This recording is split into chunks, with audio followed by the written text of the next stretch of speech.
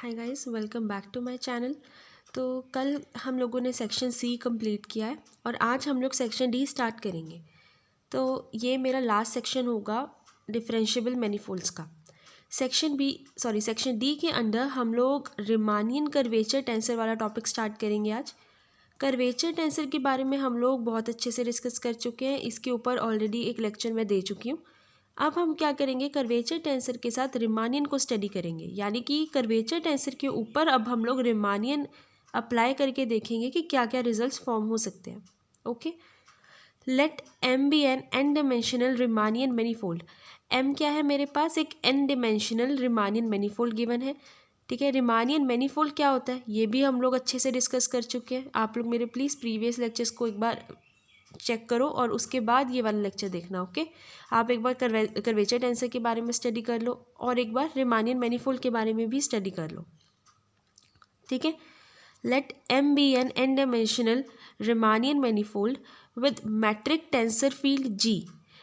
M क्या है, एक रिमानियन मैनीफोल्ड है, किसके साथ, एक रिमानियन मैट्रिक जी के साथ। इस मैट्रिक जी को हम लोग रिमानियन मैट्रिक बोलते हैं या फिर हम इसको मैट्रिक टेंसर फील्ड भी बोल सकते हैं। ठीक है, then R X comma Y equals to this. अब ये फॉर्मूला मेरा किसका है, कर्वेचर टेंसर का फॉर्मूला, ये हम लोगों ने स्टडी किया हुआ है। ये मेरा कर्वेचर टेंसर का फॉर्मूला है, is an endomorphism of tangent space. अब एंडोमॉर्फिज्म क्या है, a morphism from mathematical object to itself, यानी कि एक कोई ऑब्जेक्ट ले लो, उसकी ट्रांसफॉर्मेशन उसी में दोबारा अगर हम लोग कर दें तो उसको हम लोग एंडोमॉर्फिज्म बोलते हैं। फॉर एग्जांपल, एक कोई ग्रुप जी है आपके पास, ठीक है, अब जी टू जी मतलब जी को खुद पे ही मैप करवा देना, ठीक है, उसको हम लोग एंडोमॉर्फिज्म बोलते हैं। ओके, यानी खुद से खुद तक। Is an endomorphism of tangent space. M क्या है, एक एन डायमेंशनल रिमानियन मैनीफोल्ड है, किसके साथ, रिमानियन मैट्रिक जी के साथ। देन मेरा कर्वेचर टेंसर क्या होगा, ये। अब ये कर्वेचर टेंसर क्या है, आगे एक एंडोमॉर्फिज्म है टेंजेंट स्पेस का and known as Riemannian curvature, और इसको हम लोग बोलेंगे Riemannian curvature. Transformation of tangent space determined by vector fields X and Y.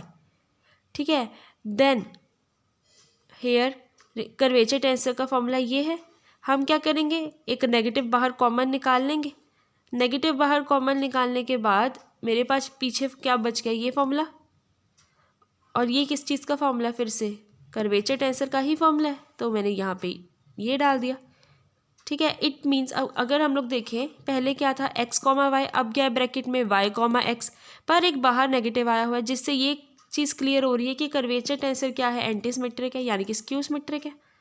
ठीक है, since R is a tensor field of type 1,3। अब टाइप 1,3 का मतलब क्या है, ये हम लोगों ने टेंसर्स वाले टॉपिक में किया था, जिसमें हमें दो टाइप के टेंसर हम लोगों ने स्टडी किए थे, कोवेरिएंट टेंसर और कॉन्ट्रावेरिएंट टेंसर।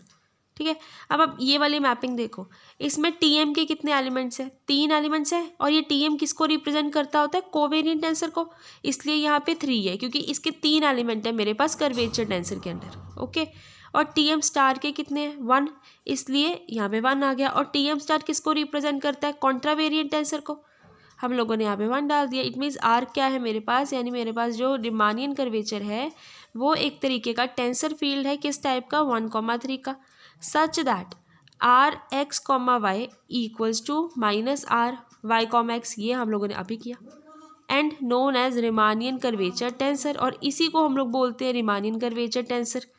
ठीक है, जिसको हम लोग किसके साथ डिफाइन करते हैं, इसके साथ, that is R up to R. Okay, ये भी वही चीज़ हो गई, खुद से खुद तक। ओके, ये हो गया। अब नेक्स्ट हमारे पास रिमार्क गिवन है कि अगर हम लोग कोई डी लेट कर लेते हैं कि डी मेरे पास क्या है, एक रिमानियन कनेक्शन गिवन है, किसके ऊपर, रिमानियन मैनीफोल्ड के ऊपर। मैनीफोल्ड क्या है, इसमें मेरा एम है, और जी क्या है, मेरे पास रिमानियन मैट्रिक गिवन है। Then the associated Riemannian curvature tensor, यानी कि जो मेरे पास रिमानियन कर्वेचर टेंसर है ये किसको सेटिस्फाई करेगा, इन दोनों पॉइंट्स को। जिसमें से जो फर्स्ट पॉइंट है इसको हम लोग बोलते हैं ब्याकीज फर्स्ट आइडेंटिटी, जो सेकंड पॉइंट है उसको हम लोग बोलते हैं ब्याकीज सेकंड आइडेंटिटी। ठीक है, तो मतलब मेरा जो रिमानियन कर्वेचर टेंसर है वो इन दोनों पॉइंट्स को सेटिस्फाई करेगा। और ये क्यों करेगा? क्योंकि अगर आपको याद हो तो जब सेक्शन सी में हम लोगों ने कर्वेचर टेंसर वाला टॉपिक किया था, उसमें हम लोगों ने सिमेट्रिक का केस डिस्कस किया था कि अगर मेरा टॉर्शन टेंसर ज़ीरो हो जाता है तो मेरे जो कनेक्शंस हैं वो क्या होंगे, सिमेट्रिक होंगे आपस में।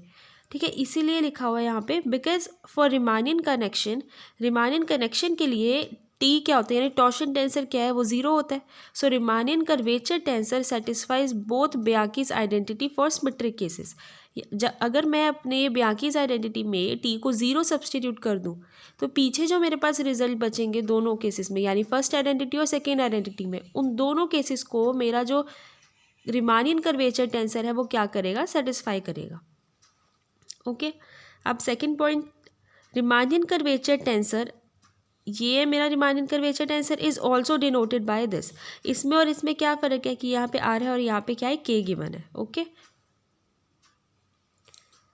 अब डेफिनेशन और रिमार्क के बाद हम लोग ये थ्योरम डिस्कस करेंगे।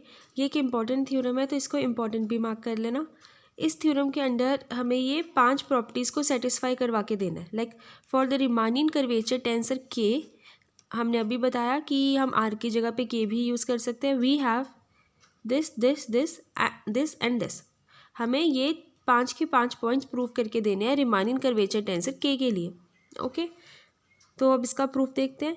Riemannian curvature tensor is defined as, हम रिमानियन कर्वेचर टेंसर को इसके साथ डिफाइन करते हैं।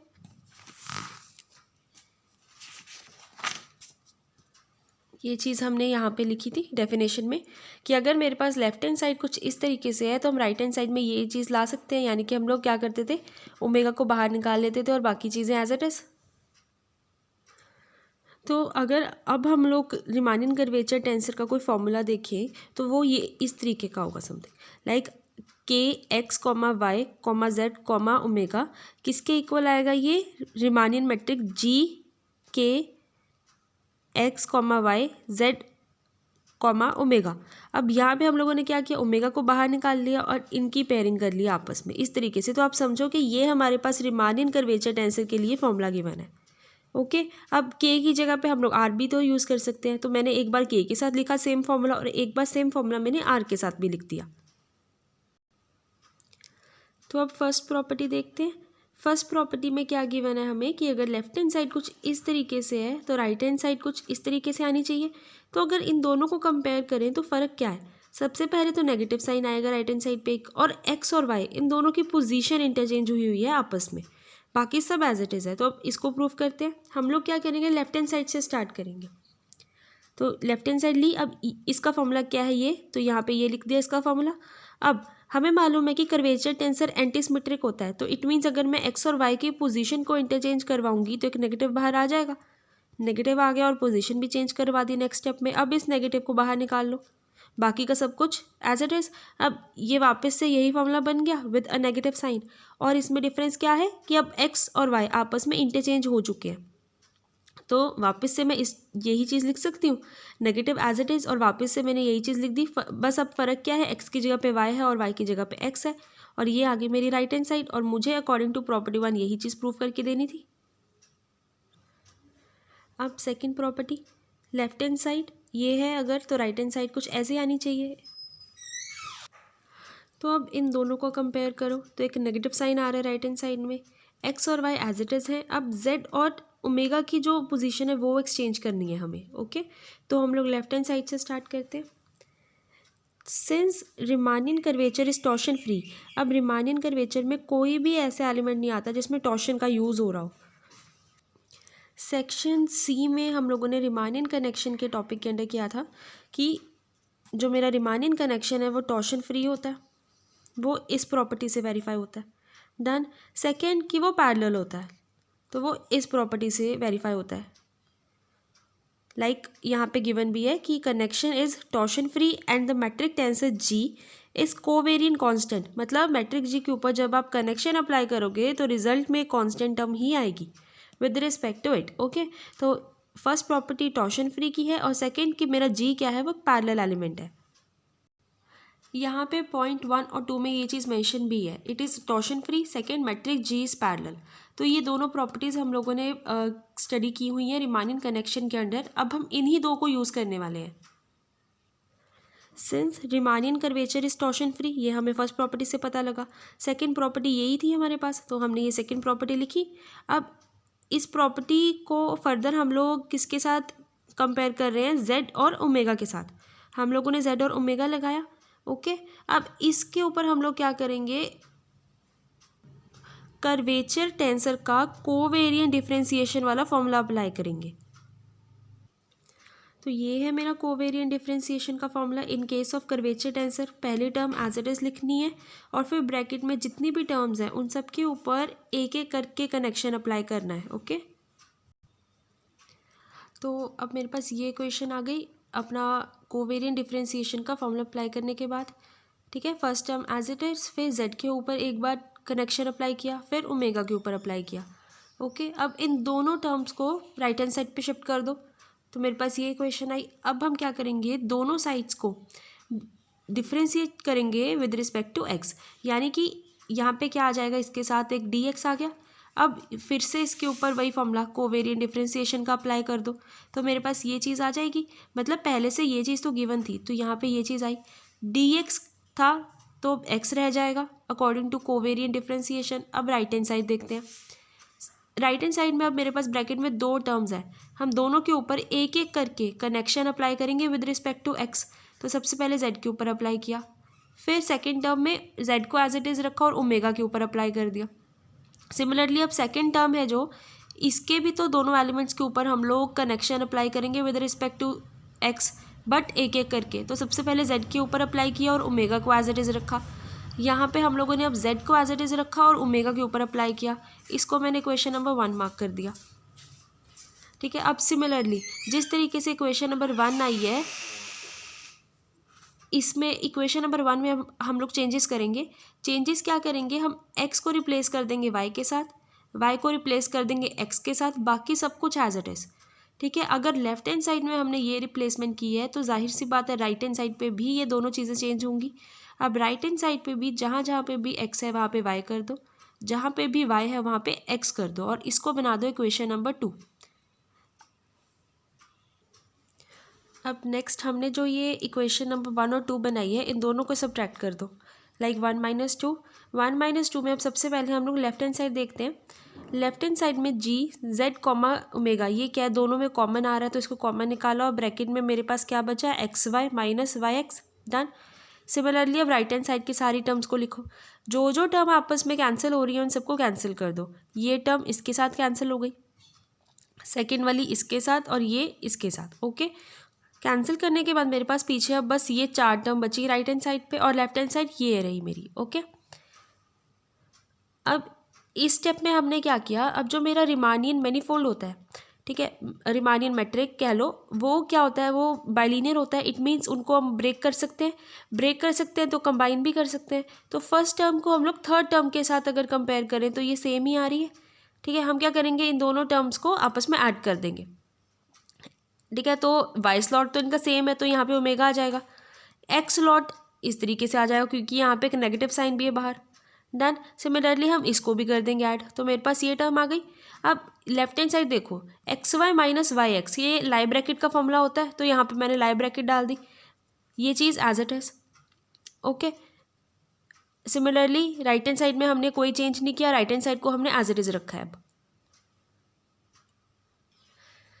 अब इस स्टेप से आगे हम लोग क्या करेंगे, ये मेरी जो लेफ्ट हैंड साइड है ना, हम लोग इसका कोवेरिएंट डिफरेंशिएशन करेंगे। तो कोवेरिएंट डिफरेंशिएशन से इस चीज़ को हम लोग ऐसे लिख देंगे। अब इसका फर्दर हम फॉर्मूला क्या हो जाएगा, हम लोग क्या करेंगे, ब्रैकेट में जो दोनों टर्म है उन पे एक एक करके कनेक्शन अप्लाई करेंगे with respect to Lie bracket, और ये सेम चीज़ किसके इक्वल है, इसके भी इक्वल है। तो इट मीन्स ये चीज़ क्या है, ये भी इसके इक्वल आ जाएगी। तो मैंने यही सेम इक्वेशन यहाँ पे दोबारा लिख दी। अब ये टर्म और ये दोनों आपस में क्या है, इक्वल है, तो शिफ्ट किया हमने। इसके बाद हमने क्या किया, एक्स स्लॉट में जहाँ जहाँ पे भी जेड है वो टर्म्स एक साइड पे कर ली और बाकी की दोनों टर्म एक साइड पे कर ली। अब हम क्या करेंगे, taking out negative common from left hand side. अब लेफ्ट हैंड साइड से हम लोग नेगेटिव को बाहर निकाल लेंगे। तो अब हमने क्या किया, लेफ्ट हैंड साइड से एक नेगेटिव कॉमन निकाला और राइट हैंड साइड में जी टर्म कॉमन आ रही थी तो जी निकाला। ठीक है, अब इसका वाई स्लॉट देखो, ये वापस से कर्वेचर टेंसर का ही फॉर्मूला बन रहा है, तो मैंने यहाँ पे कर्वेचर टेंसर डाल दिया। ये भी कर्वेचर टेंसर का फॉर्मूला है, यहाँ पे भी कर्वेचर टेंसर आ गया।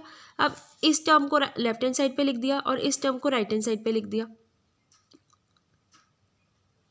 हाँ ठीक है, तो ये चीज़ की हमने।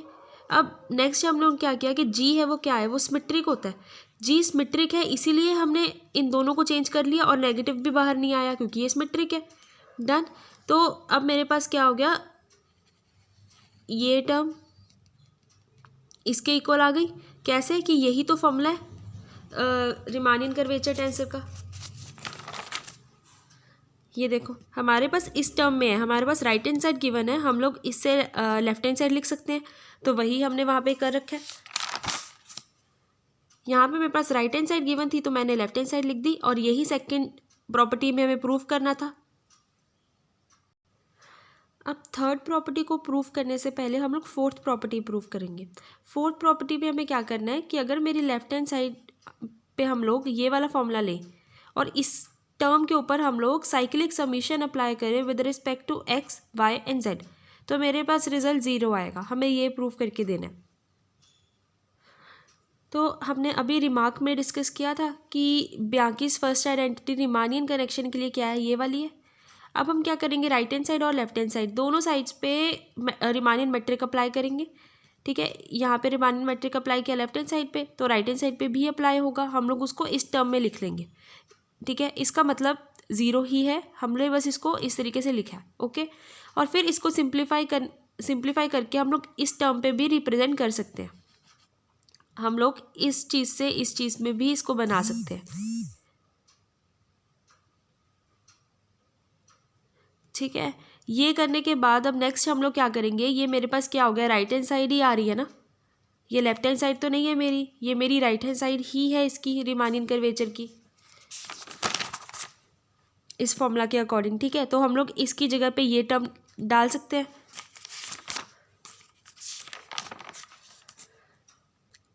तो मैंने यहाँ पे ये सब्स्टिट्यूट कर दिया, राइट हैंड साइड पे तो 0 चल ही रहा है।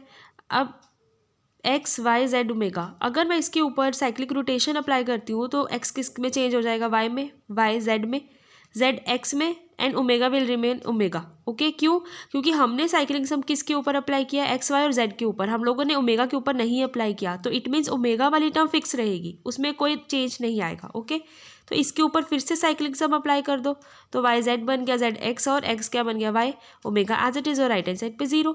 तो इट मीन्स इन तीनों टर्म के ऊपर मैंने साइक्लिक सम अप्लाई हो रहा है मेरा। ठीक है, तो मैं क्या करूँगी, इसको शॉर्ट में लेने के लिए कोई भी एक टर्म लिख लो यहाँ पे, साइक्लिक सम का सिंबल, और साइक्लिक सम किस किस के ऊपर अप्लाई हुआ है, एक्स वाई और जेड, और ये आ गया इक्वल टू 0। तो ये मेरी फोर्थ प्रॉपर्टी वेरीफाई हो गई।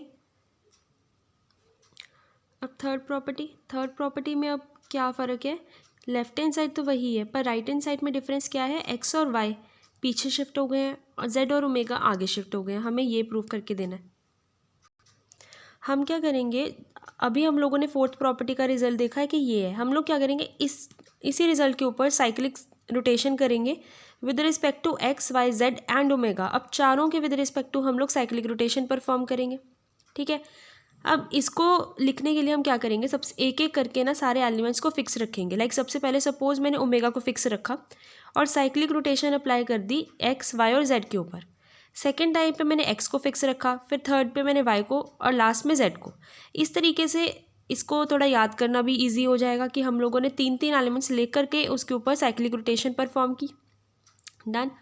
फिर अब जो मेरा के एलिमेंट है, ठीक है, ये के एलिमेंट मेरा है रीमानियन कर्वेचर टेंसर। तो ये क्या होता है, ये एंटी सिमेट्रिक है, यानी कि अगर मैं 2 पोजीशंस चेंज करती हूँ तो एक नेगेटिव बाहर आ जाता है। तो अब ये टर्म है मेरे पास और ये लास्ट टर्म देखो यहाँ पे, इसमें क्या डिफरेंस है, जेड और ओमेगा चेंज है, तो मैंने जेड और ओमेगा की पोजीशन चेंज कर दी और एक नेगेटिव बाहर ले लिया। अब ये बिल्कुल सेम बन गया, बस एक नेगेटिव के साथ, तो ये दोनों टर्म्स कैंसिल होगी। इसी तरीके से मेरी बाकी की सारी टर्म्स भी कैंसिल हो जाएंगी। मतलब इन शॉर्ट फर्स्ट और सेकंड दोनों के दोनों कॉलम्स क्या हो जाएंगे, कैंसिल। पीछे सिर्फ अब थर्ड कॉलम बचेगा। ओके, अब अगर सपोज मैं चारों इक्वेशंस को आपस में ऐड करती हूँ तो मेरे पास सिर्फ ये चीज़ बची और ये टर्म क्या आ जाएगी, इक्वल्स टू 0।